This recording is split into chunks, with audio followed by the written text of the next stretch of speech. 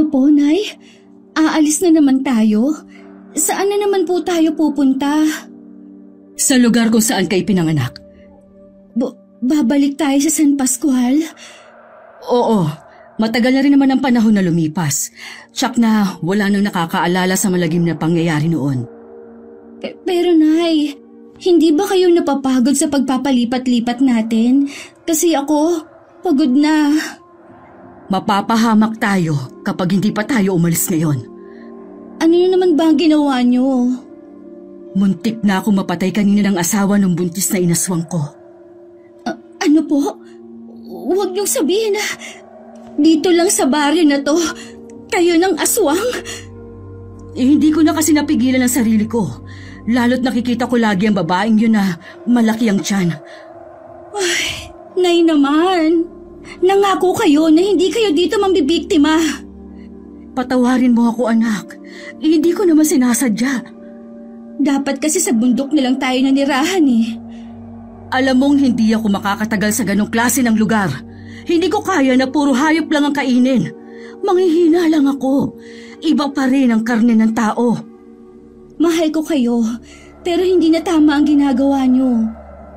Tingnan niyo tuloy. Muntik na kayo mapahamak dahil sa pagkagahama niyo sa laman ng tao. Kapag tuluyan ka ng naging ganap na aswang, tsaka mo lang ako mauunawaan. Ayoko pong maging katulad ninyo. Gusto ko ng normal na buhay. Wala ka nang magagawa pa. Nananalaytay sa dugo natin ang pagiging aswang. Hindi mo matatakasan ang nakatadhana sa'yo. Naniniwala po ako na pwede ko pang baguhin ang takbo ng buhay ko. Nangangarap ka na naman ng gising. Balang araw, matatauhan ka rin. Labag man sa loob ko na mag-alsa balutan na naman. Wala naman akong pagpipilian. Kung hindi pa kami magmamadali sa pag-alis, tiyak na mapapahama kami. Bata pa lamang ako, palipat-lipat na kami ng tinitirhan ng inay sa takot na matuklasan ang lihim nito. Sa lugar na yun ang pinakamatagal naming pagtigil. Sa katunayan, nagkaroon na ako ng matatawag na mga kaibigan. Ngunit ngayong alam na nila ang tuloy na pagkatao ng aking ina, tiyak pati ako'y madadamay sa galit ng mga tao. Malayo-layo na rin ang nalalakad namin nang makarinig kami ng mga taong sumisigaw sa galit. Napahinto kami at napalingon sa kubong dati naming tinitirhan. Palapit na roon ng mga taong may mga dalang sulo. Bilisan mo na! Kailangan na natin makalayo dito bago pa nila tayo maabutan. Opo, Nay. Ako na lang po magdadala ng gamit niyo. Salamat, anak. Sa pupuntahan natin, makakapagbagong buhay na tayo. Hindi po tayo makakapagbagong buhay kung hindi niyo po tatalikuran ang ginagawa ninyo. Kung kaya ko lang sanang ibalik ang nakaraan, kung una ko lang din sanang nakilala ang ama mo, hindi ko tatanggapin ang itim na perlas mula sa aking ina, na iyong abuela. Sana, hindi ka nadadamay sa kamalasan ko. Nay, may mga paparating po. Dito tayo dumaan. Hindi nila tayo masusundan dito. Nauna nang naglakad ang inay sa masukal na bahagi na yon ng gubat. Habang nakasunod ako, hindi ko maiwasan na lumingon. May nadidinig pa akong mga yabag na sumusunod. Kahit hindi pa ako ganap na aswang, malakas pa rin ang aking pangamoy at pandilig. Ilang oras din kami naglakad bago nakarating sa highway. Mula roon pumara kami ng isang jeep na nag-aangkat ng mga gulay at iniluluwas naman sa ibang lugar. Maswerte naman kaming pinasakay. Ibinaba kami ng mag-asawa sa mismong terminal ng bus. Nakasakay na kami ng bus ni inay nang magtanong ako. Nay, paano po kung may makakilala pa sa inyo sa San Pascual?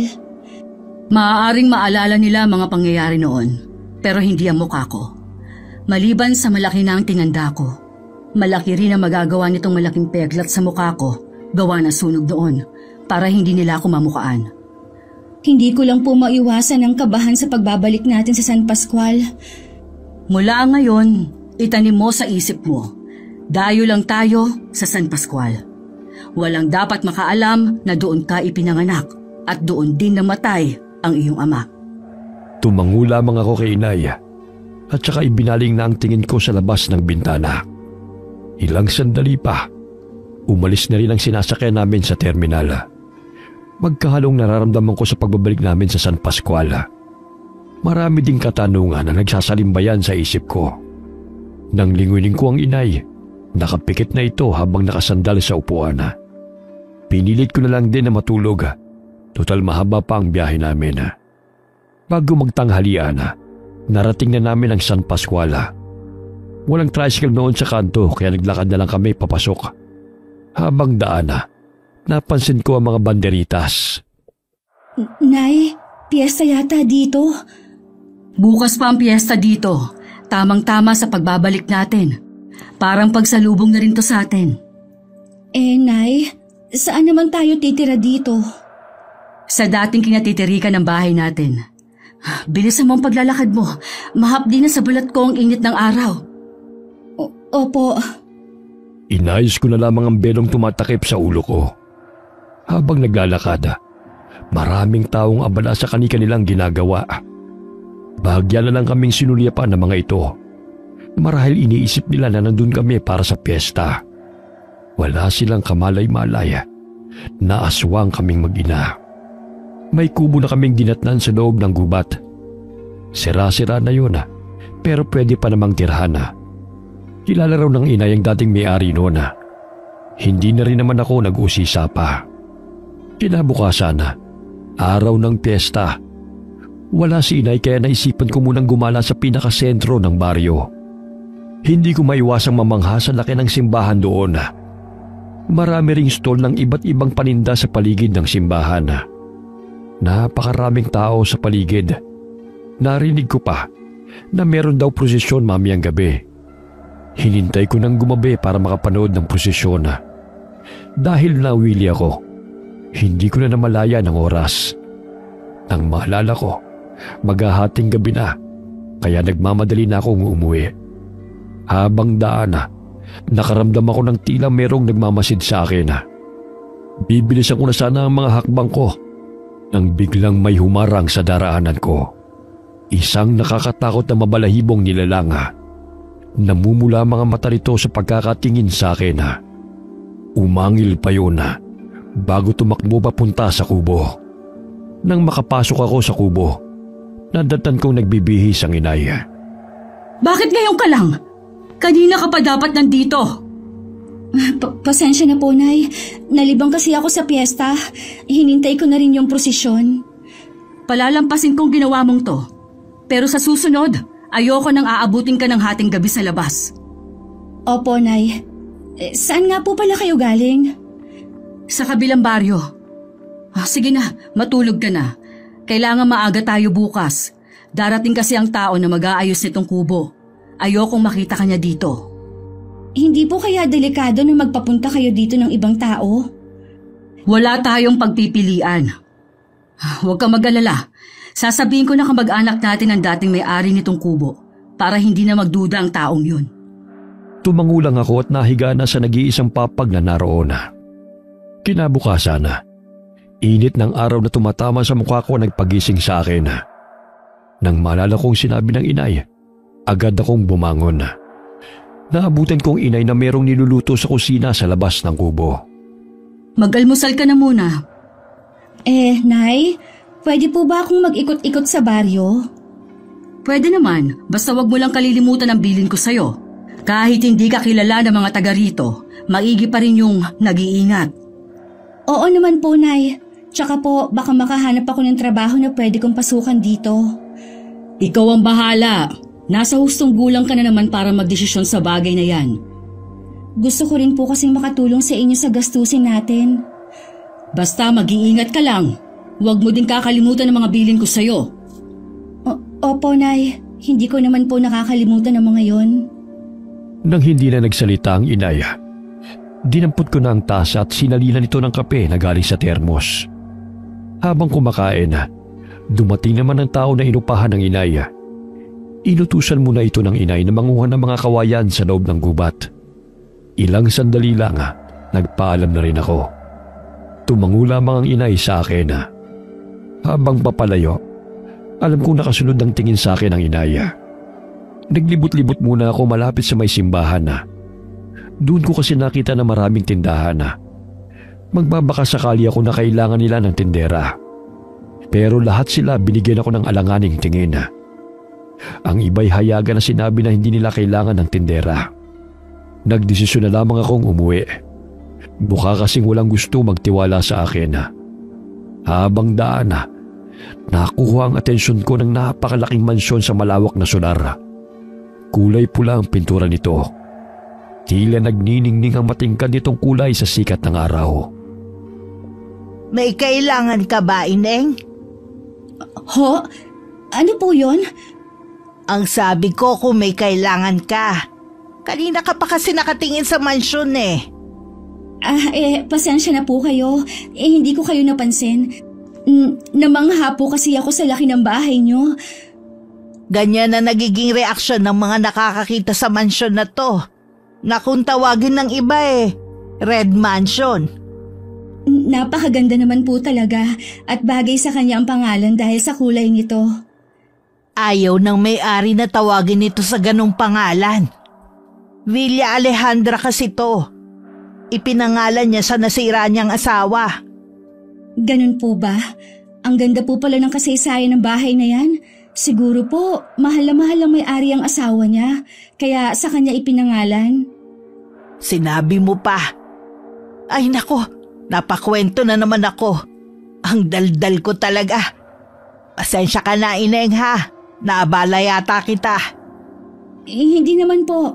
Pauwi na sana ako nang mapadaan ako dito. Saan ka ba galing?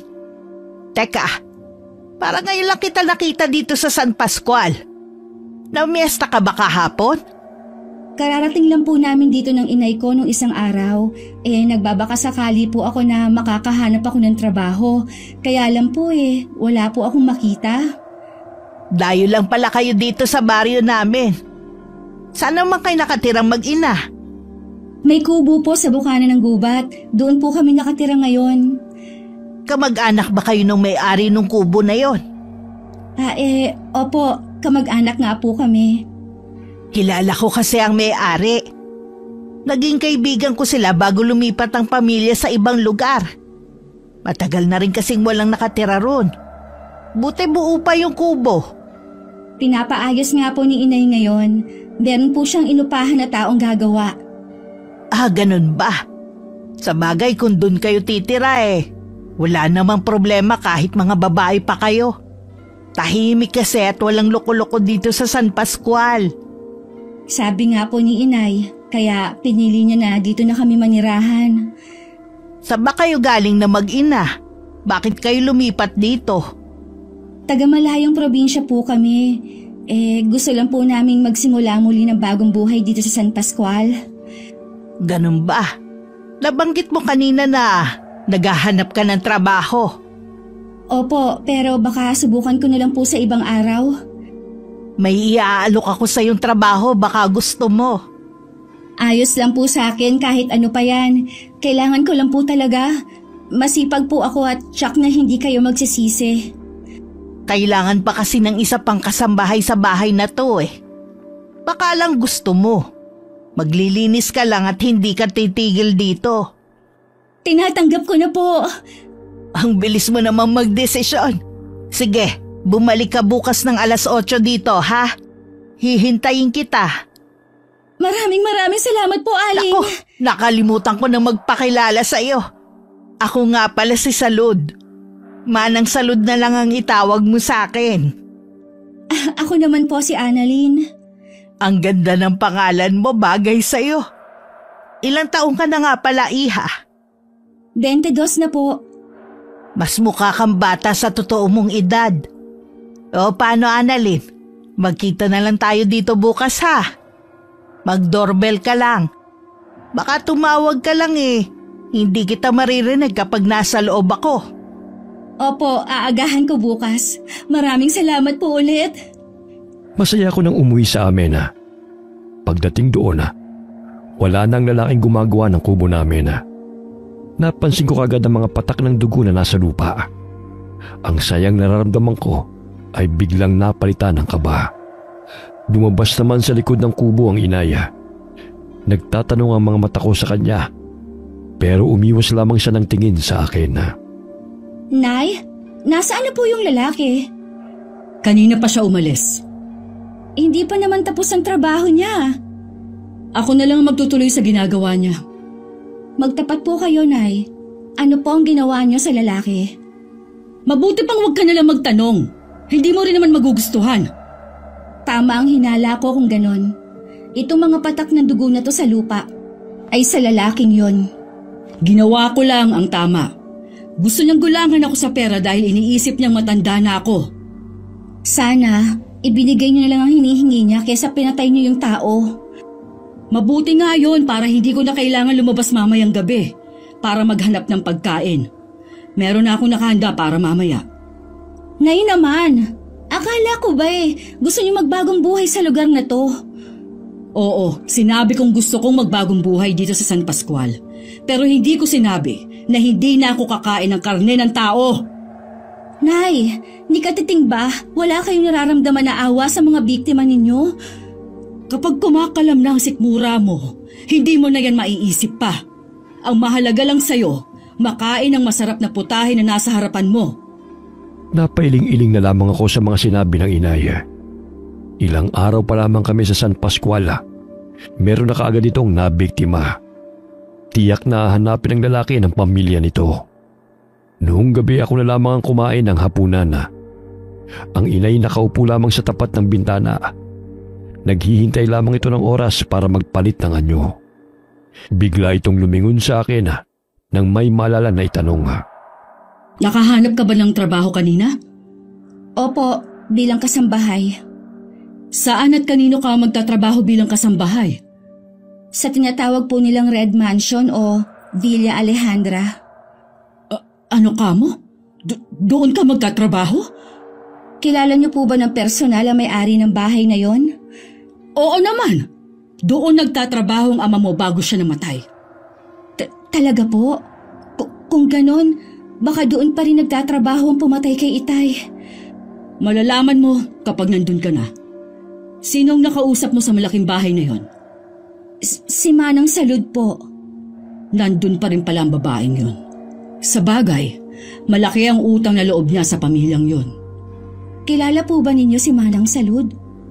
May ilang beses lang kami nagkaharap ni Salud. Ang Itay mo ang lagi niyang nakakausap. Naaalala pa kaya niyang nangyari noon? Tiyak yun. Wala siyang kamalay-malay na nakabalik na tayo ng San Pascual. May sasakotoparan ko na rin ang binabalak ko. Ano po ang balak niyo? Wala naman kayong binabanggit tungkol sa bagay na yan eh. Gusto kong gantihan ang taong pumatay sa tatay mo. Isa yon sa dahilan ko kung bakit ginusto kong bumalik ng San Pascual. Ano po? Iyon ang dahilan kung bakit gusto niyong bumalik dito? Kahit matagal nang nangyari yon, sariwa pa rin sa isip ko ang mga pangyayari. Kahit aandap-andap ang liwanag na nagmumula sa gasera namin, kitang-kita ko pa rin ang kakaibang kislap sa mga mata ng inaya. Hindi ko tuloy maiwasan na kilabutan. Nang lumabas siya ng kubo, humiga na rin ako sa papag. Kinabukasan maaga akong gumayak para pumasok sa Villa Alejandra. Gaya ng bilin ni Manang Salud, nag-doorbell ako para marinig niya. Agad naman siyang lumapit sa may gate at nakangiti pang pinagbuksan ako. Kung nakakamangha ang labas ng mansyon, mas makapigil hininga ang loob nito. Hindi sapat ang salita para mailarawan ang ganda ng mga kasangkapan sa loob. Hoy! Baka pasukin ng langaw yung bibig mo. Kanina ka pa kasi parang namamalikmata eh. Pasensya na po, Manang Salud.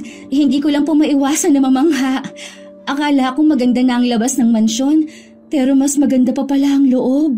Buong buhay ko, ngayon lang po ako nakapasok sa ganitong mansyon. Baka manawa ka rin sa nakikita mo. Lalo't araw-araw ka maglilinis dito. Kailangan mo lang ingatan ang mga gamit na nakadisplay, ha? Oo naman po. Dati rin po akong nagkasambahay sa lugar na inalisan namin ng inay, kaya sanay na po ako. Mabuti kung ganon. Kumain ka na ba ng almusal? Nagkape lang po ako sa amin. Ang mabuti pa sabayan mo na ako sa pag-aalmusal bago ka magsimula. Sige po, kung hindi naman nakakahiya. Naku, huwag ka na mahiya. Dalawa lang tayo sa bahay na to. Wala po pala talaga tayong kasama dito? Ang ibang mga tauhan bawal pumasok dito. Ah, ganun po ba? Oh, maupo ka na riyan. Magsasandok lang ako ng sinangag. Mabuti inagahan mo ang punta. May makakasabay akong mag-almusal. Pagkatapos ng umagahan namin ni Manang Salud, inumpisahan ko na ang paglilinis. Sa sala ng bahay ako nagumpisa. Sa sobrang ingat ko, hindi ko alam na napakabagal pala ng kilos ko. Naiintindihan naman ako ni Manang Salud na natatawa pa paminsan sa ginagawa ko. Agad ko ring nakagaanan ng loob ang may edad ng babae. Mabait at masayahin kasi ito. Kabaliktaran ng aking ina na parating seryoso. Huwag mo sanang mamasamain ang itatanong ko, ha? Wala ka bang ibang kulay ng damit? Kahapon kasi nakaitim ka. Tapos ngayon nakaitim ka pa rin. Tapos may belo ka pa. Para ka naman nagluluksa niyan Marami naman po akong damit, kaya lang po puro itim nga lang ang kulay. Ha? Bakit naman? Gusto ko lang po. Paborito ko po kasi ang kulay itim. Ganun ba? Kasi ang ganda mo. Natatabunan lang ng klase ng pananamit mo. Nasanay na po kasi ako sa ganito Sa bagay, kung diyan ka namang komportable Hindi lang kasi ko sanay sa ganyang kulay. Malapit na mag-alas 6 noon nang pinatigil ako ni Manang Salud sa trabaho. Magpahinga raw muna ako bago umuwi. Hinainan pa niya ako ng merienda. Oh, kumain ka muna bago umuwi. Salamat po, Manang Salud. Medyo mabagal ka pang kumilos. Na naiintindihan ko naman. Natatakot ka kasing makabasag. Pero hanga ako sa linis ng trabaho mo. Sa susunod po bibilisan ko na ang kilos ko. Nakausap ko nga pala yung amo natin na si Senyor Frederico. Sinabi ko na nakahanap na ako ng isa pang kasambahay. Kailan po uuwi dito ang amo natin? Naku, mula nung mamaya pa ang senyora. Madalang na sa patak ng ulan kung umuwi ang mag-ama dito. Kung nandito man, parang mga sinisilihan ng mga puwet. Laging nagmamadali na umalis. Bakit po kaya? Marami kasing alaala ang senyora dito. Tingin ko isa yun sa dahilan kung bakit ayaw nilang umuwi rito. Ayaw nilang maalala ang nangyari dito. Kawawa naman po palang mag-ama. Naiintindihan ko po ang nararamdaman nila. Alam ko po kasi ang pakiramdam na mawala ng mahal sa buhay. Maaga rin po kasi akong naulila sa isang ama. Ikinalulungkot ko, iha. Ano ba nangyari sa ama mo? Kung ayos lang na malaman. 1 taon pa lang po ako nung namatay siya. Sabi ng inay, may pumatay daw dito. Nahuli ba yung pumatay sa ama mo? Hindi pa po siya nahuhuli hanggang ngayon. Sabi ng inay, may kaya daw po kasi ang gumawa nun sa tatay ko. Kaya naman pala. Mailap talaga ang hustisya sa gaya nating mahihirap. Yun nga po ang sabi ng inay. Ipasa Diyos nyo na lang ang pangyayari. Dahil sa pagkipagkwentuhan kay Manang Salud, nakakaligtaan ko na naman ng oras. Maliban kasi sa pagiging madaldal, napakasaya pa nitong kausap. Kalat na ang dilim sa paligid nang makalis ako ng mansyon. Pagdating sa kubo, nasa labas ang inay. Waring hinihintay ang pagdating ko. Mukhang ginabi ka ngayon. Pasensya na po kayo kung ginabi ako. Marami po kasi akong ginawa. Pumasok ka na sa loob. Nakapagluto na rin ako. Kumain ka na lang. Meron lang akong pupuntahan. Nay, alam ko po na hindi ko na kayo mapipigilan sa pangangaswang ninyo. Pero sana naman po, huwag dito sa San Pascual. Huwag mo kong turuan kung saan ko gustong humanap ng makakain. Hayaan mo ako sa ginagawa ko. Nag-aalala lang naman po ako sa inyo Tuwing aalis kayo, hindi ko maiwasan na matakot. Hindi na nga ako halos makatulog. Nakatitig lamang ang inay sa akin. Hindi ko rin mabasa kung anong iniisip niya ng mga oras na yon. Ilang sandali pa, walang paalam na iniwan niya ako. Hinintay ko na makabalik ang inaya, pero nakatulugan ko na ang paghihintay sa kanya. Pagsapit naman ng umaga, nasa kusina na siya at nagluluto na ng almusal. Anong oras po kayo nakauwi kagabi? Mag-uumaga na nang makauwi ako. Hinintay ko po kasi kayong dumating. Hindi ko nga po namalaya na nakatulog na pala ako. Bakit kailangan mo pa akong hintayin? Alam mo naman kung saan ako nagpupunta. Pasensya na po, Nay. Sige po, papasok na po ako sa trabaho. Magkita na lang po tayo mamaya. Pinilit ko na lamang ituon ang atensyon ko sa paglilinis kaysa isipin ng inay at ang mga ginagawa nito. Lahat naman ng kwarto sa itaas ang pinalinis sa akin ni Manang Salud. Tsaka ako bumaba para tulungan naman ito sa garden. Ay, ang init na sikat ng araw. Mabuti pa sumilong na muna tayo. Ayokong ma-heat stroke, no? Ako na lang po ang tatapos nito. Konti na lang naman to Sa bagay nga, kailangan nating matapos ang mga gawain dito. Kasi darating sina Senyor Frederico at Evan. Ay, kailan po sila darating? Sa 1 linggo daw. Maiba nga pala ako. Agahan mo ang pag-uwi mo mamaya, ha? Bakit naman po? Oo nga pala. Wala kayong kapitbahay kaya siguro hindi mo nabalitaan ito. May isang lalaki ang nakitang wala ng buhay kaninang umaga. Sabi ng mga nakakita lasug-lasug daw ang katawan. Halos sumiwalay na nga raw ang ulo sa pagkakakabit ito sa katawan. Nawawala rin daw ang mga laman loob. Sabi baka mabangis na hayop ang gumawa. Kung ganun po pala ang pagkamatay ng lalaki, baka nga po mabangis na hayop ang may gawa.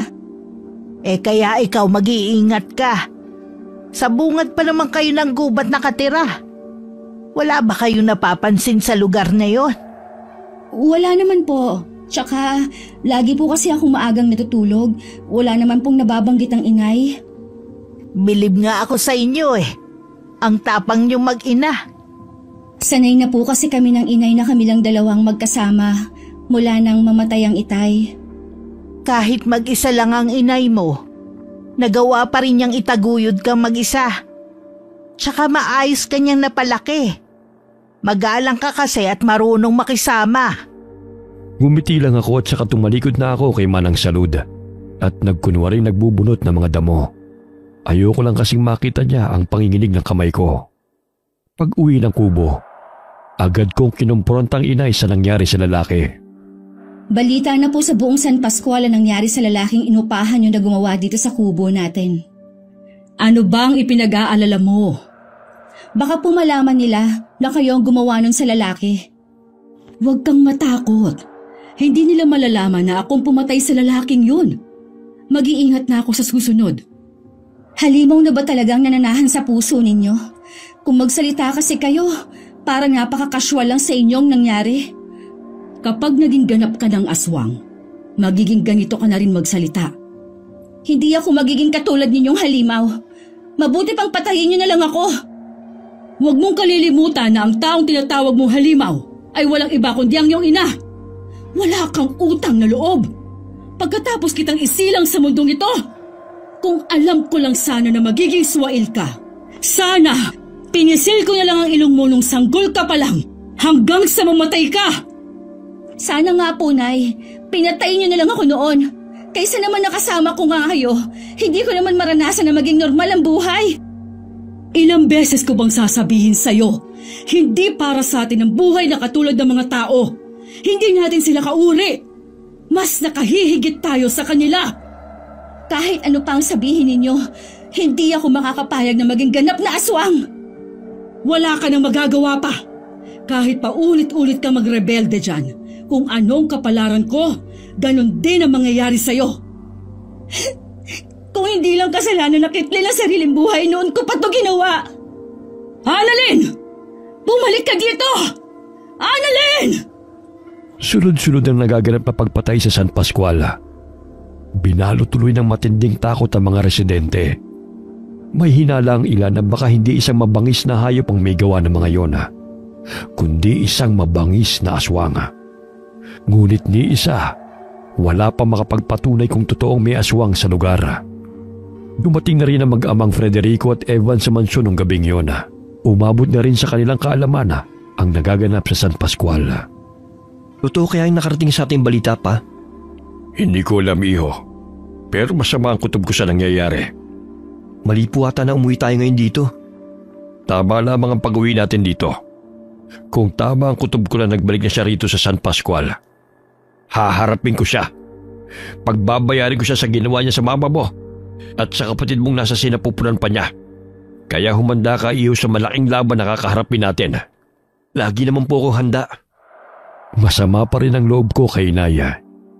Minsan naiisip ko na lang na sana iba na lang ang naging magulang ko. Pero nakukonsensya naman ako sa tuwing maiisip ko yon. Sa kabila ng pagiging halimaw niya, nanay ko pa rin siya at utang ko sa kanya ang buhay ko. Nakakaramdam din ako ng awa sa mga biktima niya, lalo na sa mga buntis at sa sanggol na nasa sinapupunan nila. Hindi man lamang sila nabigyan ng pagkakataon para masilayan ang ganda ng mundo. Nung umagang yun, hindi ko nagisna ng Inaya. Nitong mga huling araw kasi, madalas siyang dumarating sa bahay na mataas na ang sikat ng araw. Minabuti kong wag na siyang hintayin. Baka mahuli pa ako sa pagpasok ko sa trabaho. Pagdating ko sa mansyon, agad akong kinausap ni Manang Salud na dumating ng araw ang mag-ama kagabi. Medyo estrikto si Senyor Frederico, ha? Kaya huwag ka munang magpapakita sa kanya. Siguro sa garden ka muna at dito sa kusina. Sige pa, Manang Salud. Doon po muna ako sa garden. Siya nga pala. Nabalitaan mo ba yung nangyari kagabi? May muntik na namang mabiktima. Abuti na lang naging maagap yung lolo nung bata. Nataga niya sa braso yung aswang. Aswang po? Kumpirmado na talagang aswang ang gumagala ngayon dito sa San Pascual. Meron nang nakakita. Sino po kaya ang pinaghihinalaan nilang aswang? Sabi ng mga taga rito, malamang taga malayo yun. Ang aswang daw kasi kapag gustong mambiktima, dadayo pa sa ibang lugar. Pero tingin ko mali sila sa paniniwala nilang yun. Hindi lahat ng aswang sa malayo nang bibiktima. Minsan hindi natin alam Nasa tabi-tabi lang natin sila. Yung biktima pong bata, kumusta na po ngayon? Ayun. Lagi raw tulala. Kawawa naman yung bata. Manang Salud, pupunta na po ako sa garden. Ay, oo nga pala. Pasensya ka na, ha? Napakwento na naman tuloy ako. Mamaya na lang po natin ituloy ang kwentuhan. Tumuloy na ako sa garden para magdilig ng mga halaman. Kahit kumikilos ako, nakaiinay naman ang isip ko. Parang gusto ko nang hilahin ang oras para makauwi na ako sa amin. Bigla akong nag-alala na malaman ko na may sugat ang inay. Baka yun ang dahilan kung bakit hindi siya nakauwi kaninang madaling araw. Sa lalim ng iniisip ko, hindi ko na napansin ang mga yabag na paparating. Nagulat na lamang ako na may biglang nagsalita sa likuran ko. Magandang umaga po, sir. Ikaw siguro yung kasambahay na binanggit ni Manang Salud. Ako nga po yun, sir. Bakit parang tulala ka kanina? Hindi mo tuloy naramdaman ang paglapit ko. Pasensya na po. Ang totoo po niyan kasi nag-aalala ako sa inay ko. May nangyari ba sa kanya? Ano po kasi, may sakit siya. Dapat hindi ka muna pumasok ngayon. Nahihiya naman po akong lumiban sa trabaho, lalo't bago pa lang ako dito. Sige na, umuwi ka na. Ako nang bahala sa'yo. Mahirap kasing nandito ka pero lumilipad ang isip mo. Salamat po, sir. Papasok po agad ako bukas kapag maayos ang lagay ng inay ko. Huwag ka munang pumasok hanggat may sakit ang inay mo. Ayos lang yun. Naiintindihan ko naman Sige po, sir. Magpapaalam lang ako kay Manang Salud bago umuwi. Hindi na naman nagulat si Manang Salud nang ikwento ko sa kanya ang naging usapan namin ni Sir Evan. Sadyang mabait daw talaga ang binata. Habang papauwi, aabot hanggang langit ang dasal ko na sana'y nasa bahay na ang inay at hindi malubha ang sugat nito. Naabutan ko nga sa loob ng kubo na dumadaing. Nay, ayos lang po ba kayo? Bakit ka nandito? Di ba dapat nasa mansyon ka ngayon? Pinayagan po ako umuwi ng amo ko nang sabihin kong may sakit kayo. Nalaman ko po yung nangyari sa inyo kagabi. Ayos lang naman ako. Daplis lang naman ang sugat ko eh. Kung daplis lang pala, bakit hindi po ata humihilom agad? May palagay ako na pinahira ng katas ng kalamansi ang talim ng itak na ginamit sa akin. Yon ang dahilan kung bakit hindi agad gumagaling ang sugat ko. Hayaan niyo pong alagaan ko muna kayo. May gusto po ba kayong kainin? Wala, Iha. Gusto ko na nasa tabi lang kita palagi. Patawarin niyo po ako, Nay, kung nagawa ko kayong pagsalitaan ng masasakit. Ayaw ko lang naman kayong mawala sa akin katulad ng itay eh. Alam kong mahirap maintindihan ngayon, pero umaasa akong balang araw. Buong puso mo pa rin tatanggapin ang aking pamana. Wala na po bang ibang paraan? Ayoko po talaga maging ganap na aswang. Ganyan din ako noon sa lola mo. Tumakas pa nga ako dahil ayoko rin na maging aswang. Pero sa huli, unti-unti ko na rin natanggap ang kapalaran ko. Kaya ganun ka din, anak. Sa umpisa ka lang tatanggi. Pero oras na matikman mo ang pinakamasarap na putahe ng karne, hahanap-hanapin na rin ito ng sistema mo. Napayak na lamang ako sa mga tinura ng inaya. Tinapik-tapik naman niya ang kamay ko. Hindi ko na nagawang mga tuwiran pa. Alam ko naman kasi na walang saysay kung ipipilit ko pa ang gusto ko. Siguro habang hindi pa rin sasali ng itim na perla sa akin, magpapakasaya na ako sa mga huling araw na natitira ng pagiging tao ko. Buong gabi ko ring binantayan ng inaya. Napakataas kasi ng lagnat niya. Nakakapasong tindi ng singaw ng init nito. Masangsang din ang amoy ng pawis na lumalabas sa kanya. Nang magising ang inaya, napatras pa ako nang bigla siyang lumingon sa akin. Namumula kasi ang mga mata niya. Annalyn? Nay, may kailangan po kayo? Nagugutom ako. Gusto kong kumain. May niluto po akong pagkain dyan. Teka lang po at ikukuha ko kayo. Hindi yan ang gusto kong kainin! Yung lang po ang may aalok ko sa inyo. Bitiwan mo ako! Maghahanap ako ng pagkain ko! Nauuhaw ako sa sariwang dugo!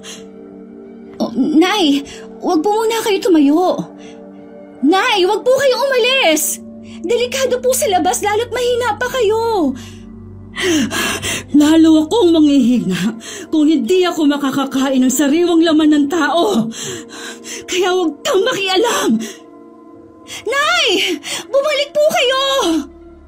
Wala akong magawa kundi ang habulin ng inaya.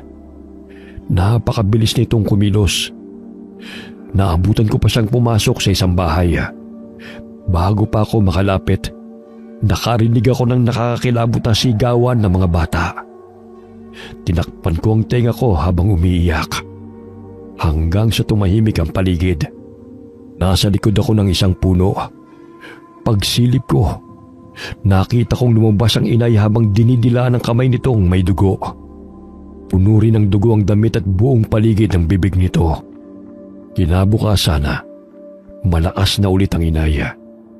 Nagwawalisa sa labas ng kubo. Parang ayokong umalis ng araw na yon. Ayoko kasing makabalita sa nangyari ng nakaraang gabi.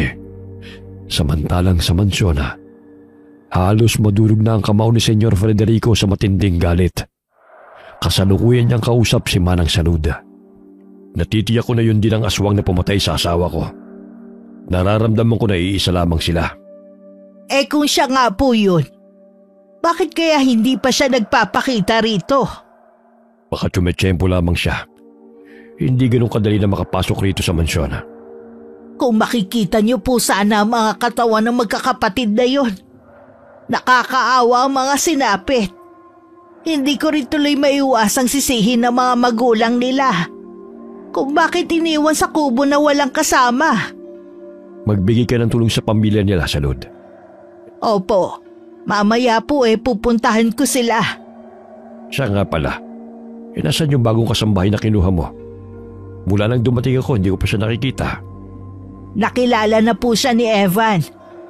May sakit po kasi ang inay niya, kaya pinauwi muna ng anak ninyo. Ganun ba? Taga rito ba ang babaeng yon?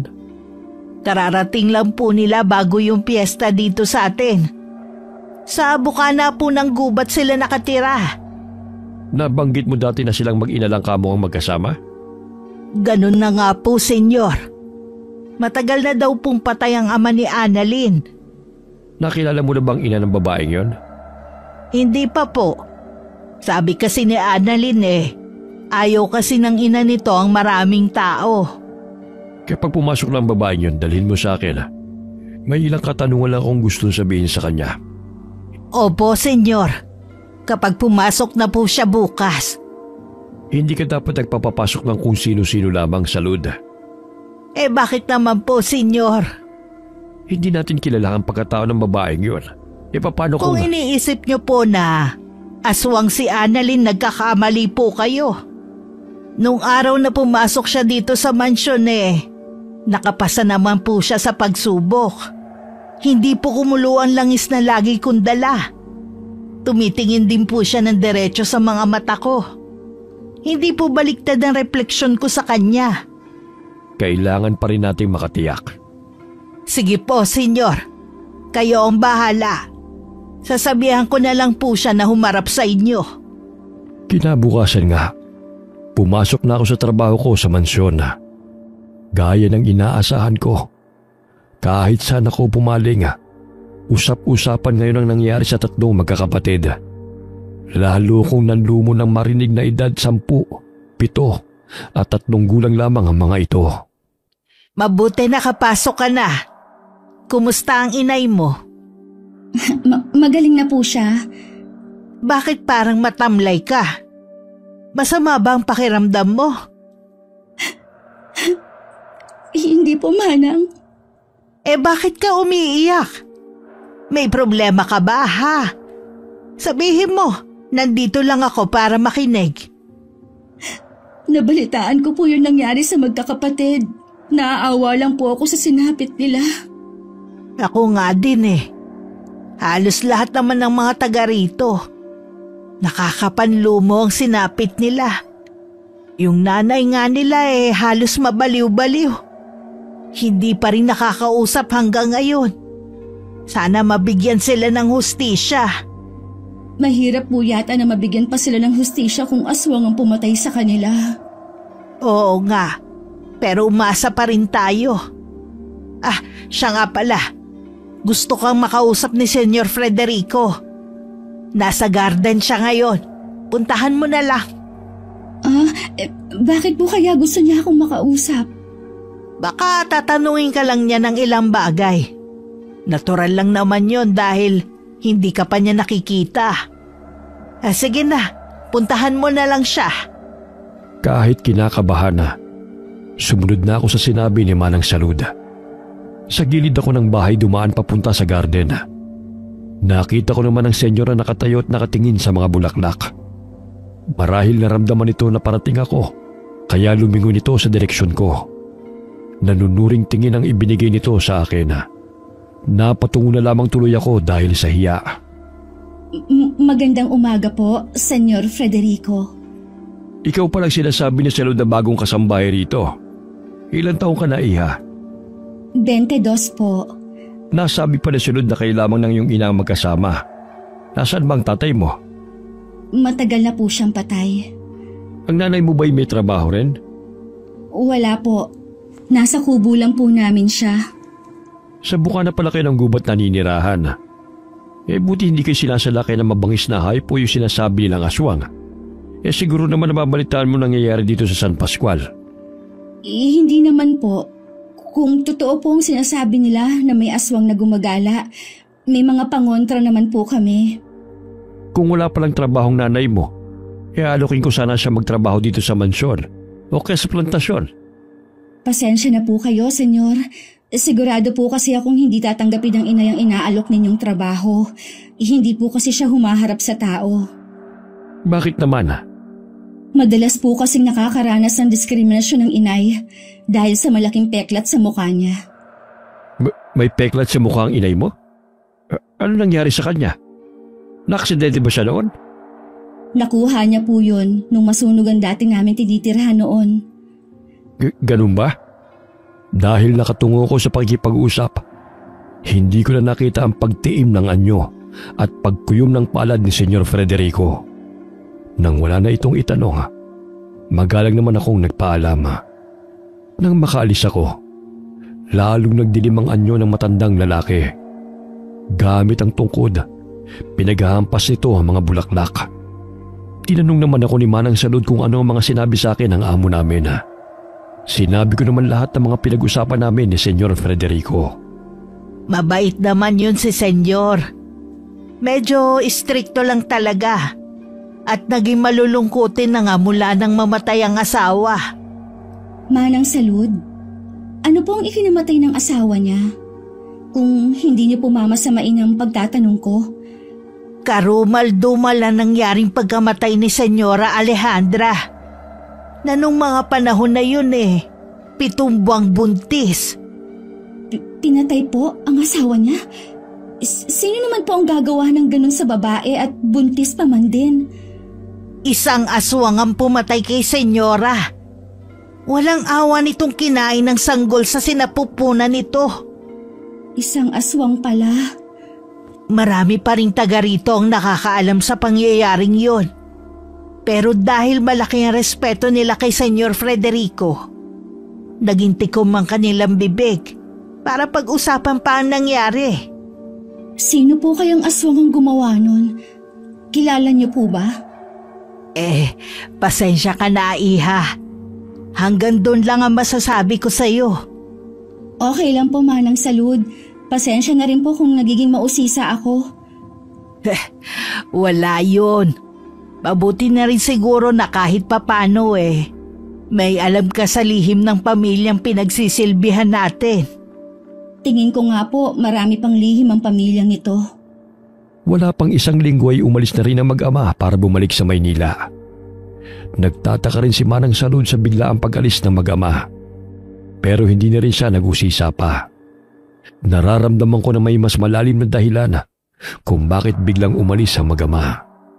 Ay, balik katahimikan na naman tong bahay. Para na naman tayong aalog-alog nito.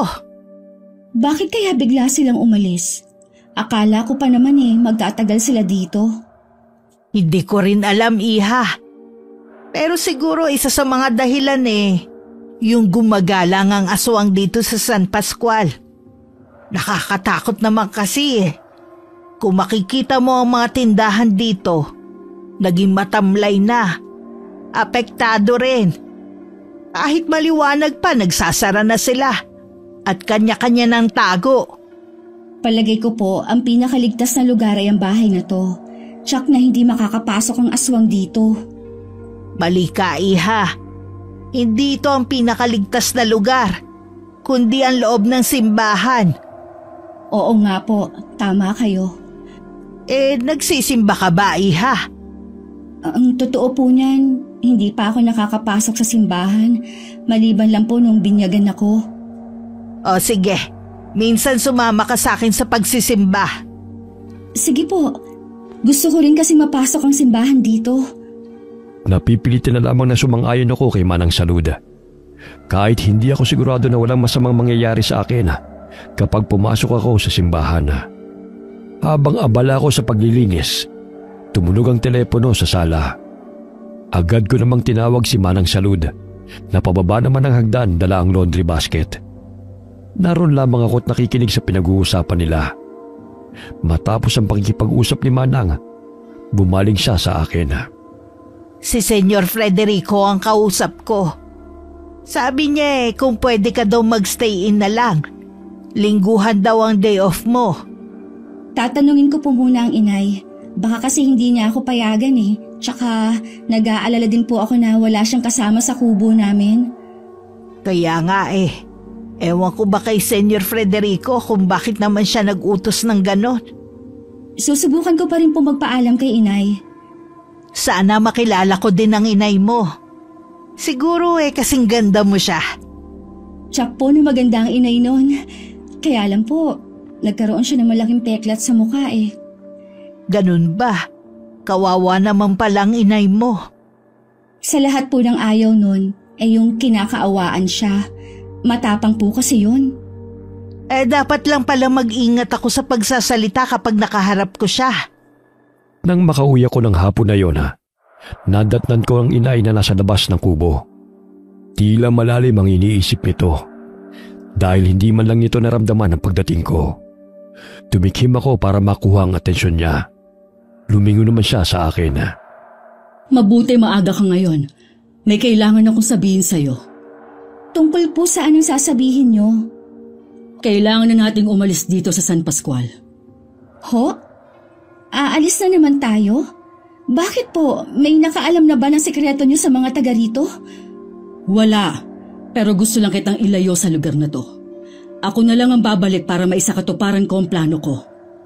Sa dami ng mga nabiktima ninyo sa mga taga rito, parang nakaganti na rin naman kayo eh. Bakit hindi niyo na lang kalimutan yung plano niyo? Tonta! Magkaiba yon! Hanggat hindi ako nakakaganti sa mismong taong pumatay sa ama mo, hindi pa tapos ang paghihiganti ko. Sino po ba ang pumatay kay Itay? Wala na siya ulit dito sa San Pascual. Naduwag na naman siguro. Mula nang bumalik siya dito, minamanmanan ko na ang bawat galaw niya. Pero nahihirapan akong makalapit sa kanya. Sino po ba ang tinutukoy ninyo? Sino pa ba? Di si Senyor Frederico. Ano? Siya ang pumatay sa itay ko? Oo, anak. Siya ang pumatay sa tatay mo. Para sana sa akin ang bala na yon mula sa baril niya. Pero sinanggalang ng ama mo. Magtapat nga po kayo, Nay. Ikaw ba ang aswang na pumatay sa asawa ni Senyor Frederico? Bakit mo naman nasabi yan? Hindi naman mahirap pagtagni-tagdiin ng mga pangyayari. Alam din ba ng Itay na isa kayong aswang noon? Tama ka sa lahat ng mga sinabi mo. Kanang kamay niya ang iyong ama noon. Nahuli ako ni Frederico sa ginawa ko sa asawa niya. Hinabol niya ako hanggang sa dati nating bahay. Nang mapatay niya ang ama mo, sinunog niya ang tinitirhan natin. Pagkatapos ng ginawa niya sa asawa ni Senyor Frederico, kayo pa talagang may ganang maghigante. Nadamay lang ang Itay dahil sa ginawa ninyo. Kayo ang totoong pumatay sa kanya. Hindi totoo yan! Si Frederico ang pumatay sa ama mo. Kahit anong mangyari, gagantihan ko siya. Kasama ang anak niya. Hindi mo ako mapipigilan sa mga plano ko. Bahala na kayo! Huwag niyo akong isama sa balak ninyong paghihigante. Gusto kong kasuklaman ng inay sa mga nalaman ko. Pero inakaw pa rin siya. Pakiramdam ko rin, hindi ko na kayang makasama siya sa iisang bubong. Kaya kahit tutlo siya sa plano ko na mag-stay in sa mansyon, wala siyang nagawa sa desisyon ko. Natuto na rin ako makipagmatigasan sa kanya. Mabuti pinayagan ka ng nanay mo na mag-stay in dito. Oo nga po. Siya nga pala. Darating si Evan mamaya. Kaya pwede bang pakilinisan ang kwarto niya? Opo, yun na lang po muna ang uunahin kong gawin. Bakit nga po pala siya lang ang uuwi? Hindi maganda ang lagay ng ama niya ngayon. Kaya pala bigla silang umuwi noon. May sakit po si Senyor Frederico? Nanghina na lang daw nung nandito. Malayo naman ang ospital dito sa atin. Kaya minabuti na lang na bumalik na sila ng Maynila. Napatango na lamang ako. Hindi rin mawala-wala sa isip ko ang mga ipinagtapat ng inay. Hindi rin kasi ako makapaniwala na nagsisilbi ako sa taong pumatay sa aking ama. Nung dumating si Sir Evan, may mga pasulubong siya sa amin ni Manang Salud. Ang bait naman po ni Sir Evan. Sa buong buhay ko, ngayon lang ako makakakain ng mga ganito. Mabait talaga yang si Evan. Nagmana sa namayapa niyang ina. Ay, sayang po at maaga siyang naulila. Sinabi mo pa. Kahit kailan talaga salot ang mga aswang. Ewan ko ba, bakit hindi pa sila nauubos lahat? Hindi po talaga sila mauubos hanggat meron silang pinamamanahan. Ganun ba yun? Mukhang marami kang alam tungkol sa kanila. Konti lang naman po. Naniniwala po ako na hindi lahat ng aswang ay likas na masama. Meron pa rin po sa kanila ang mas pinipili na maging mabuti. Para din pala silang tao, no? May mabuti at may masama. Mula nang tumira ako sa mansyon, mas naging panatag na ang kalooban ko. Naiisip ko pa rin naman ang inaya. Pero mas nananaig na sa akin ang galit dahil sa mga ginagawa niya. Lingid sa akin, lagi pala siya nakasubaybay sa bawat galaw ko. Katulad ng mga sandaling yun, habang kausap ko si Sir Evan sa garden, nasa di kalayuan siya, lihim na nagmamasid sa amin. Salamat po sa mga ibinigay ninyong pasalubong sa amin ni Manang Salud. Wala yun. Kayo ni Manang Salud, hindi ko na itinuturing na iba. Sir, maganda po ba sa Maynila? Oo naman. Laging masaya, maingay at magulo. Ang bilis din ng oras dun. Siguro dahil kailangan kumain ng mga tao para mabuhay. Hindi katulad dito sa probinsya. Simple lang ang pamumuhay. Pangarap ko po kasing makarating sa Maynila. Kapag may pagkakataon, isasama kita ron para makita mo ang ganda ng Maynila. Naku, nakakahiya naman po. Hindi ko naman po binanggit yun para isama ninyo ako sa pagpunta niyo doon. Huwag ka nang mahiya. Basta isang araw, isasama ko kayo ni Manang Salud sa Maynila. Ipapasyal ko kayo ron. Kung ganun po ngayon pa lang, nagpapasalamat na ako sa inyo. Mabuti pala, pinayagan ka ng inay mo na magstay in dito sa mansyon. Oo nga po. Wala naman pong problema kay inay. Naiintindihan naman po niya. Nagngingit-ngit naman ang kalooban ng aking ina habang nakatingin sa amin. Inayos pa nito ang belong itim para walang makakita sa mukha nito. Nung maglabas ako ng mga basura, nagulat ako nang biglang may humawak sa braso ko. Halos bumaw na kasi ang kuko nito sa balat ko. Nay? Ano pong ginagawa niyo dito? Ang lalaki ba na yan ang dahilan kung bakit nagiging swail ka na? Hindi ko po alam ang sinasabi niyo. Nay! Nasasaktan po ako. Huwag ka nang magmaang-maangan pa. Hindi ako ipinanganak kahapon para hindi mabasa ang mga kilos ninyo. Hindi ko po maintindihan ang sinasabi niyo, Nay. Nag-uusap lang po kami ni Sir Evan. Sige, magsinungaling ka pa. Kaya pala gusto mong tumira sa bahay na yan, ha? Dahil sa kanya. Hindi po ako nagsisinungaling. Kung iniisip niyo na may relasyon kami ni Sir Evan, malabo pong mangyari yon. Talagang malabo na magustuhan ka niya. Oras na malaman niya na isa kang aswang. Hindi pa ako ganap na aswang, Nay. Hindi ako magiging katulad ninyo. Tingnan natin kung hanggang saan ang pagmamatigas mo. Hayaan niyo na lang po ako dito. Masaya po ako sa trabaho ko dito. Sige lang, magsaya ka hanggat gusto mo. Pero hindi rin magtatagal ang kaligayahan mong yan. Hindi ka nababagay sa lugar na to. Bigla na lang umalis ang inay at naglakad palayo. Nagtaka naman ako sa ginawi nito. Paglingon ko sa may gate, palapit pala si Manang Salud. Sinundan pa nito ng tingin ng papalayong si inay. Sino yung kausap mo? Ang inay ko po. Bakit parang nagmamadali siyang umalis? Sayang, hindi ko man lang siya nakausap. Meron pa daw po kasi siyang gagawin. Gusto lang po niya akong makita at makamusta. Sa susunod na dumalaw ulit dito ang inay mo Papasukin mo para makilala ko naman, ha? Sige po, pasok na po tayo. Nararamdaman ko na mayroong gagawing masama ang inay. Kaya hindi ako mapakali ng mga oras na yon. Palakad-lakad ako sa aking silid at maya-maya rin ang pagdungaw sa bintana. Ilang sandali lang, narinig ko ang matilis na tili ni Manang Salud. Nanggagaling yon malapit sa may kusina. Dali-dali akong lumabas para daluhan siya.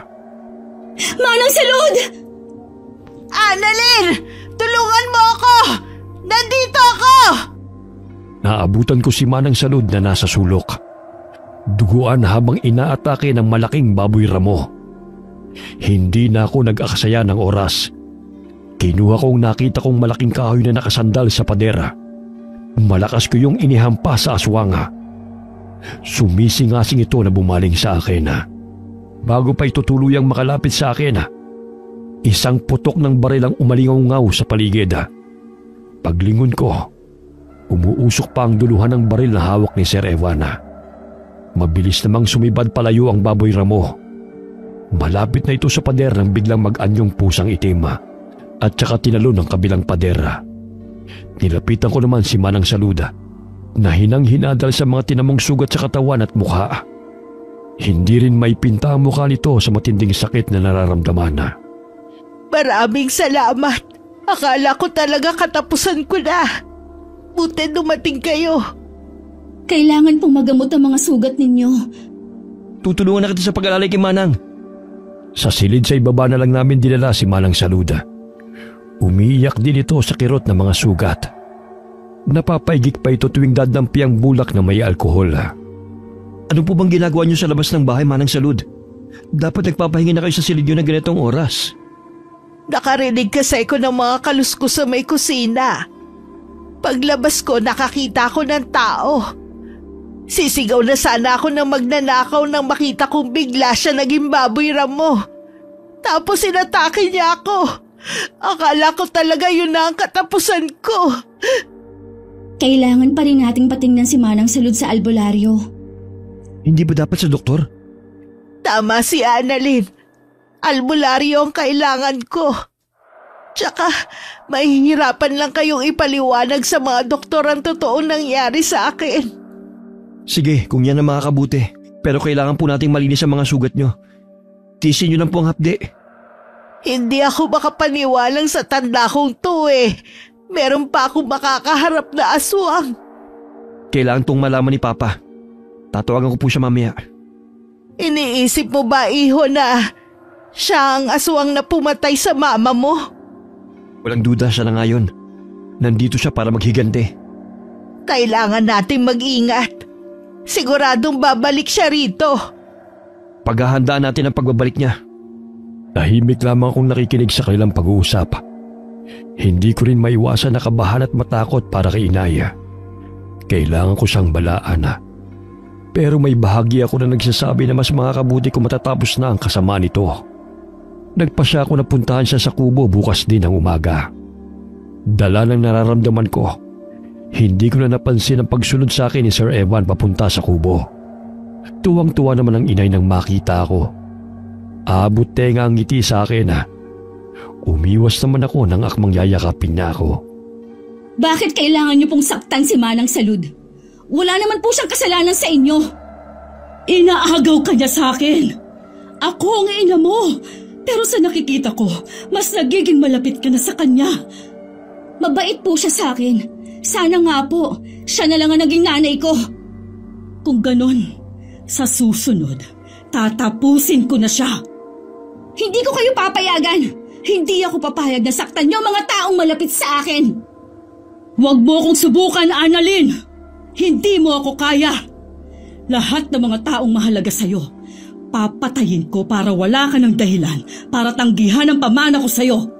At uunahin ko ang binatang nandito ngayon. Ha? Anong ibig niyong sabihin?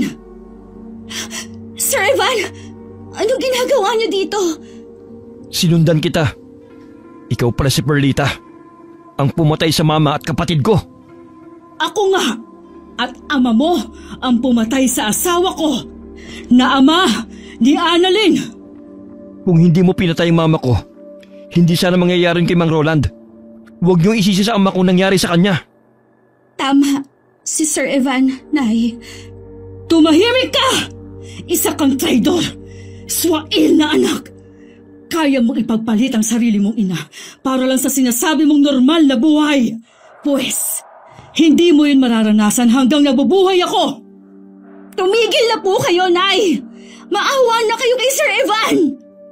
Kahit nasaan yung tao pa rin ang Inaya, hindi pa rin matatawaran ang lakas nito at bangis. Sinugod nito si Sir Evan na hindi kaagad nakahuma.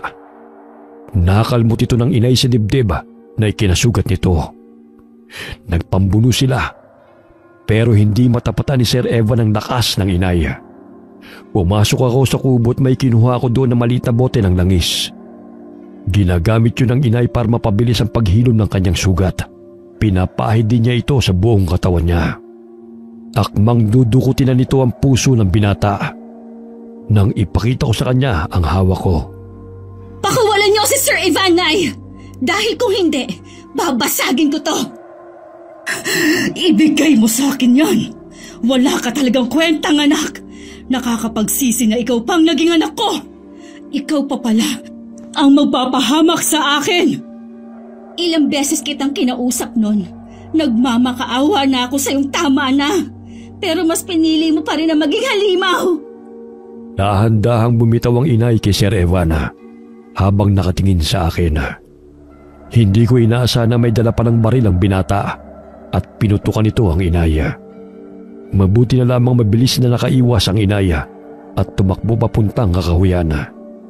Akmang susunod ito nang pigilan ko. Bakit po kayo sumunod sa akin? Delikado ang ginawa niyo. Kung hindi ako sumunod, hindi ko malalaman na hindi ka naman pala katulad ng inay mo. Alam mo ang tungkol sa akin? Oo, sinabi ni Papa. Nagkahinala siya nung magkausap kayo. Kaya nga sinabi niya mag-stay in ka sa mansyon. Gusto niya kasing gawing kampain para mahuli namin ang inay mo.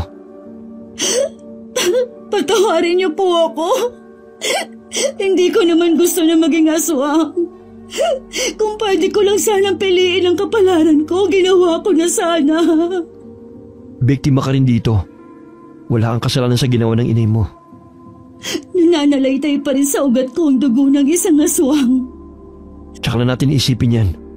Kailangan na natin makaalis dito. Nanay ko pa rin siya. Kailangan ko siyang hanapin. Ayoko na mapahamak siya. Hindi na anak ang turing niya sa'yo. Halimaw na siya. Kailangan mong sumama sa akin. Para din to sa kaligtasan mo. Wala akong nagawa kundi ang sumunod na lamang kay Sir Evan.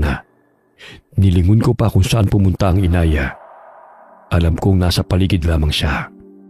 Pagdating sa bahay, naabutan naming ginagamot ng isang albularyo si Manang Salud. Napansin kong nangingitim ang mga sugat nito. Magiging maayos din ang lagay ni Manang Salud. Kasalanan ko nangyari kay Manang Salud. Wala kang kasalanan. Lahat ng masamang pangyayari sa San Pascual, kagagawa ng inay mo. Kailangan na mawala ang salot na yon. Masakit man sa akin, pero tama naman si Sir Evan. Hindi matatapos ang pagpataya hanggang buhay pa ang inaya. Dumating ng araw na yon si Senyor Frederico, kasama ang ilang mga tauhan.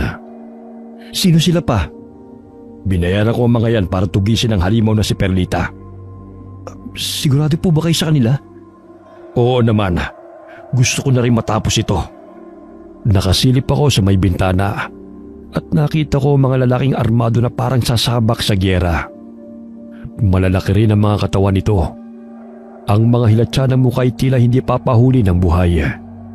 Alas 5 na ng hapon, inutusan na ni Senyor Frederico ang mga ito na puntahan ang gubat kung saan nagtatago ang inay.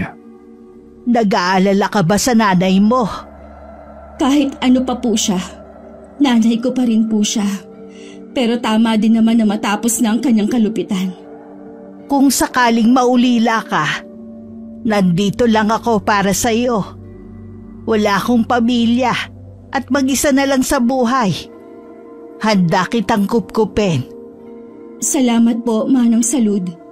Pero natatakot po ako na baka biglang magising ang nananahan na halimaw sa akin. Sabi ng albularyo isang uri daw ng bangkilan ng lahi ninyo. Pinakamataas na uri ng aswang. May kakayanan kayong gawing aswang ang isang normal na tao sa pamamagitan ng pagsasalin ng itim na perlas. Huwag mong tanggapin ang alok ng iyong ina para maging aswang. Hindi ko po alam kung paano iiwasan na nakatadhana sa akin. Alam kong mahirap, pero handang tumulong ang albularyo sa iyo. Marami na siyang nagamot ng mga nayanggaw. Alam kong gusto lamang tumulong ni Manang Salud. Pero alam kong hindi ako matutulungan ng albularyong sinasabi nito. Darating ang panahon na kailangan kong tanggapin ang itim na perlas.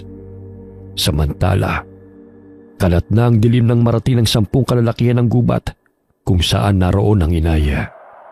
Ngunit hindi pa man nila nasisilayan ang tunay na kaanyuan ng inaya. Isa-isa na silang tumutumba. Narinig pa sa mga kabahayan ang sunod-sunod na putok ng barela at nakakakilabot na sigawan ng mga ito. Kinaumagahan na, ni isa ay walang nakabalik sa mga tauhan ni Senyor Federico. Masama ang kutob ko. Baka may masamang nangyari sa kanila. Mataas ng sikat ng araw. Ni isa sa kanila wala pang nakakabalik. Ang usapan bago sumikat ang araw, nandito na sila. Wala na tayong magagawa kung patay na silang lahat. Ihanda mong yung sarili. Tiyak na tayo nang isusunod niya. Mabuti pa pong bumalik na kayo sa Maynila. Ako nangaharap sa kanya. Kapag umalis ako, hindi pa rin to matatapos. Ako ang kailangan niya. Pwes, haharapin ko siya. Ako mismo maghihiganti sa pagkamatay ng mama mo. Pero pa, bunang pa siya ko, iho. Nang malaman namin na hindi nakabalik ang mga tauhan ni Senyor Federico na tugisin ang inaya, mas lalo kong kinabahan sa mga susunod na mangyayari. Pupunta siya dito. Ang inay mo? Opo. Napakalakas niya at walang makakatalo sa kanya. Anong gagawin natin? Kailangang ako na ang humarap sa kanya. Anong laban mo sa nanay mo? Dugo ng isang aswang pa rin pong nananalaytay sa aking ugat at hawak ko rin pong langis niya. Kailangan lang siyang masugatan ng malubha. Kahit nakakaramdam ako ng takot, dahil yun ang kauna-unahang lalabanan ko ang inaya, pilit ko na lamang kinukumbinsi ang sarili ko na yun ang tamang gawin na. Ibinulsa ko na ang botelya ng langis. Dahil sa takot ay hindi humihiwalay sa akin si Manang Salud. Hindi pa man sumasapit ang hating gabi, sunod-sunod na sigaw na ang narinig namin sa silid ni Senyor Federico. Halos magkakasunod lamang kaming dumating doon ni Sir Evana. Naabutan pa namin na hinihila ng inayang bituka at ibang laman loob ng matandang lalaki. hayop kang halimaw ka! Senyor Federico! Pinaputukan ng baril ni Sir Evan ang inaya. Mabilis namang nakailag ito at nag-iba ng anyo. Tsaka mabilis na lumabas ng kwarto. Sinundan naman namin siya. Dahil sa matinding galit, si Sir Evan ang unang sumugod kay inaya. Ilang beses ko nang nakita na nagpapalit-palit ng anyo ang inaya. Pero yun ang kauna-unahang pagkakataon na makita ko siya bilang isang bangkilan. Kahit si Sir Every natigilan sa nakitang anyo ng inaya. Hindi kasi nakakatakot ang anyo nito. Para itong magandang aswang na may pakpak na kalintulad sa isang paniki. Sa isang saglit ng pagkakalingat, nagawa siyang bihagi ng inaya. Tumilapon sa malayo ang hawak nitong baril. Hinugot ni Sir Evan ang nakatagong patalima at itinarak niya yon sa dibdib ng inaya. Parang napapaso naman ito na bumitaw sa binata. Ako ang nagsabi kay Sir Evan na kailangang pahiran ng katas ng kalamansi ang panaksak na gagamitin niya. Annalyn, ibigay mo sa akin ang langis ko. Patawarin niyo po ako, Nay. Kailangan na pong matapos ang kasamaan ninyo. Maawa ka sa akin, anak. Huwag mo naman akong ipagpalit sa kanila. Mahal na mahal kita. Parang lumambot ang puso ko nang marinig yun. Lalapitan ko sana ang inaya nang makarinig kami ng putok ng barela. Napasigaw na lamang ako nang makita kong tinamaan ng inaya. Biglang nagpalit ng anyong inay bilang pusa. Mabilis yung tumakbo palayo sa amin. Tiyak na hindi na siya makakaligtas pa. Ang inay ko! Patawarin mo ko, Annalyn. Pero yun na lang ang tanging paraan. Naiintindihan ko naman, pero masakit pa rin sa akin ang mangyayari sa kanya. Noong araw na yon, abala si Sir Evan sa pag-aasikaso sa labi ng kanyang ama. Kinailangan itong iuwi sa Maynila ang ama. Naiwan naman kami ni Manang Salud sa mansyon. Lakas loob naman akong nagpaalam kay Manang. Manang Salud, kailangan ko pong hanapin ang inay. Hindi kita maaaring payagan. Sa akin ka ibinili ni Evan. Nagsisisi na po ako kung bakit nagawa kong talikuran ng inay. Mahal ko po siya. Naiintindihan kita, Iha. Kaya lang baka mapahamak ka. Ako mananagot kay Evan kapag may masamang nangyari sa'yo. Hindi na po magtatagal ang buhay ng inay. Gusto ko lang po siyang makasama sa huling sandali ng buhay niya. Bumalik ka agad ha. Hihintayin ka namin ni Evan. Maraming salamat po, Manang Salud. Pinuntahan ko ang inay sa kubo na tinitirhan namin. Sira na yun at walang indikasyon na bumalik pa roon ang inay. Naisip ko ang baryo kung saan kami nanggaling. Malakas ang pakiramdam ko na naroon siya. Nang dumating ako, naabutan ko nga ang inay sa sirang kubo na dati naming tinitirhan. Mahinang-mahina na ito. Inay? Anak ko, hindi mo rin ako natiis. Salamat, pinuntahan mo ako dito. Patawarin niyo po ako. Nandito na ako. Hindi ko na po kayo iiwan. Hirap na ako. Gusto ko nang mamahinga. Dala ko po ang langis ninyo. Itapon mo na yan. Hindi ko na yan kailangan pa. Nakapaghiganti na rin naman ako. Ayokong maging hadlang para maging masaya ka. Patawarin mo na sana ako sa napakalaking pagkukulang ko sa'yo. Wala na po sa akin yun, Nay. Napatawad ko na po kayo. Alagaan mong sarili mo. Salamat. Kasi kasama kita sa huling sandali na makikita ko ang paglubog ng araw. Mula sa pwesto namin, kita namin ang inay ang paglubog ng araw. Habang nakakbay ako sa kanya, panay naman ang tulo ng luha ko. Kasabay ng tuluyang paglubog ng haring araw, sumuka ang inay ng itim na likido, kasama ang itim na perlas. Lumuwag din ang pagkakahawak niya sa kamay ko. Napahagulgul na lamang ako ng malakas habang yakap ko siya. Matuli na lumipas ang 1 linggo. Pumalik ako sa mansyon. Tuwang-tuwa naman si Manang Salud. Akala ko talaga hindi ka na babalik eh. Inasikaso ko po kasi ang inay. Pinuntahan ka ni Evan sa kubo ninyo. Pero wala kayo doon. Pinuntahan ko po ang inay sa dati naming tinirhan. Doon po siya tuluyang na maalam.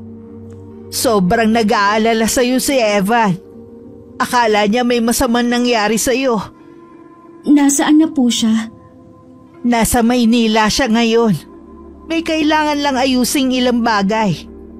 Babalik naman siya agad. Pinili ko na manirahan kasama ni Manang Salud. Tanging kaming 3 lamang ang nakakaalam sa tunay kong pagkatao.